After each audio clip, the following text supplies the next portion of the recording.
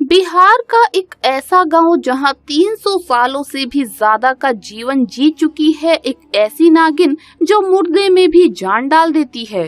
गांव वालों का तो ये तक कहना है जिसकी पूजा से ये इच्छाधारी नागिन खुश हो गई उसकी जिंदगी में हर खुशी आ जाती है। बिहार के बख्तियारपुर में बसा एक ऐसा गांव जो सिर्फ इस इच्छाधारी नागिन के लिए जाना जाता है। दोस्तों, वीडियो शुरू करने से पहले जो भी महादेव के सच्चे भक्त हैं, हर हर महादेव का जयकारा कमेंट बॉक्स में जरूर लगा दें। दोस्तों, बिहार के बख्तियारपुर से करीब 25 किलोमीटर दूर एक जंगल के पास नागिन का एक अनोखा मंदिर है। कहा जाता है इस मंदिर की नागिन में इतनी ताकत है कि यहाँ मरे इंसान में भी जान डाल देती है। ऐसा ही चमत्कार घटा इसी गांव में रहने वाले 16 साल के राजू के साथ। राजू जब करीब 14 साल का था तो उस समय एक कारखाने में आग लग जाने के कारण उसके माता पिता की मृत्यु हो गई थी। राजू की एक छोटी बहन थी जो करीब 13 साल की थी और एक छोटा भाई जो करीब 8 साल का था। अपने दोनों भाई बहनों की देखभाल की जिम्मेदारी राजू पर ही थी। राजू की बहन अपनी माँ की तरह ही भक्ति भाव में लीन रहती थी।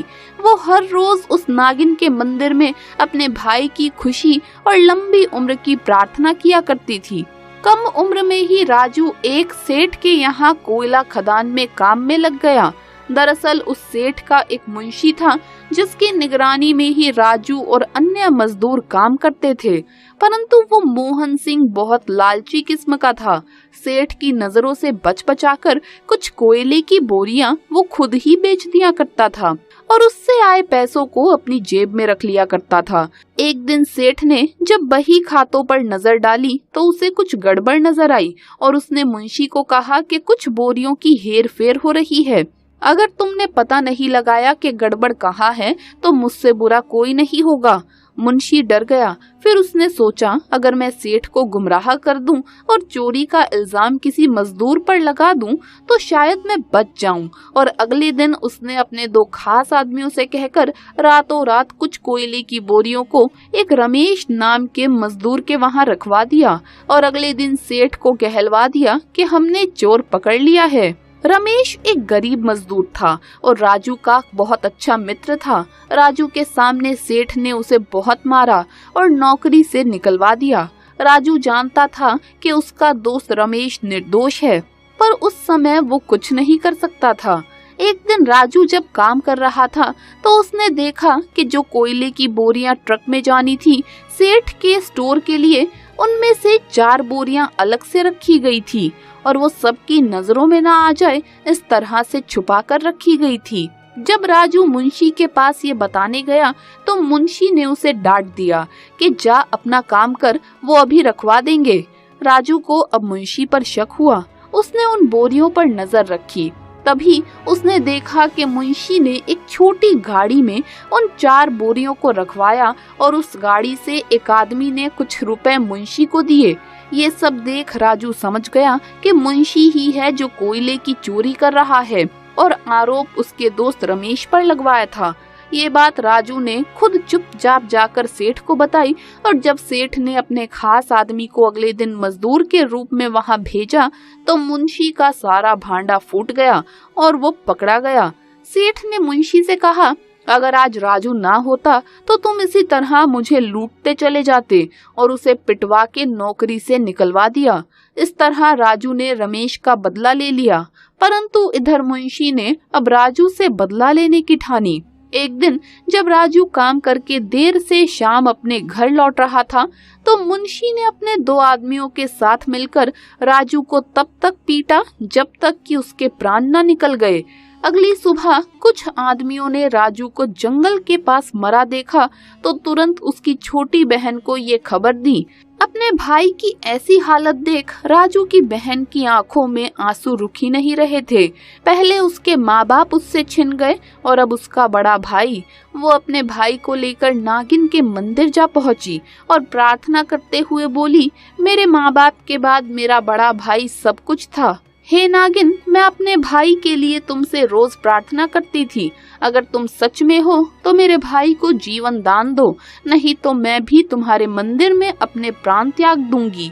तभी आसमान में तेज बिजली कड़की और एक आवाज आई, बेटी तुम्हारा भाई गहरी नींद में था, उसे जगाओ और घर ले जाओ। तभी राजू की दोनों आंखें खुलती है और वो अपनी बहन से बोलता है कि तुम ऐसे क्यों रो रही हो।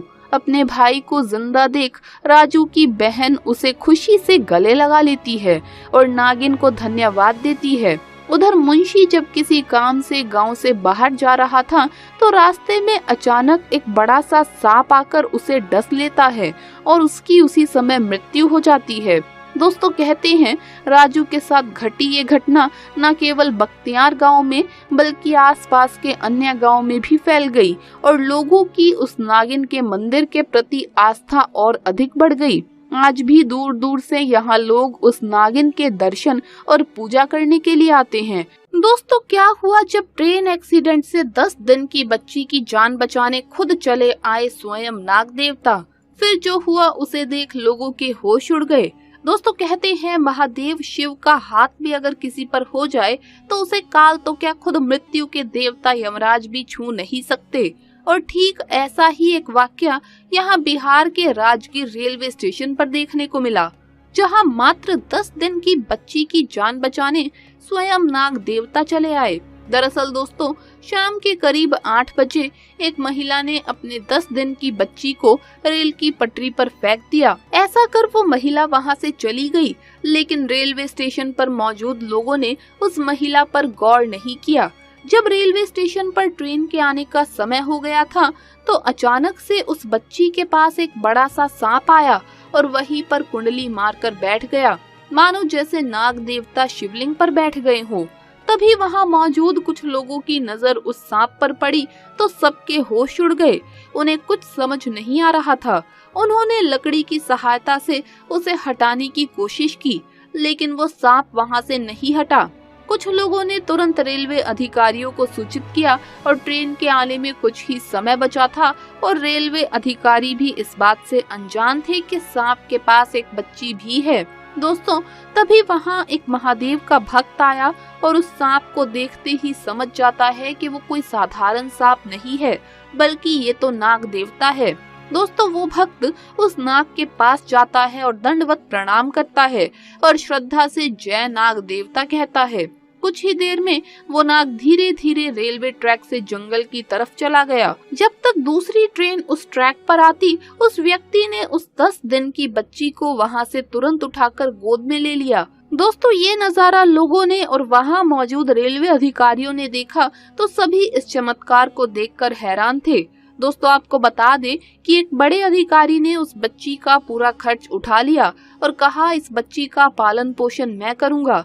तो दोस्तों इसी बात पर सच्ची श्रद्धा से कमेंट्स में जरूर लिखें हर हर महादेव। वीडियो अगर अच्छा लगा हो तो इसे लाइक करें, अपने दोस्तों के साथ शेयर करें और हमें सब्सक्राइब करना न भूलें। जल्द मुलाकात होगी अगली वीडियो में। हर हर महादेव, जय महाकाल।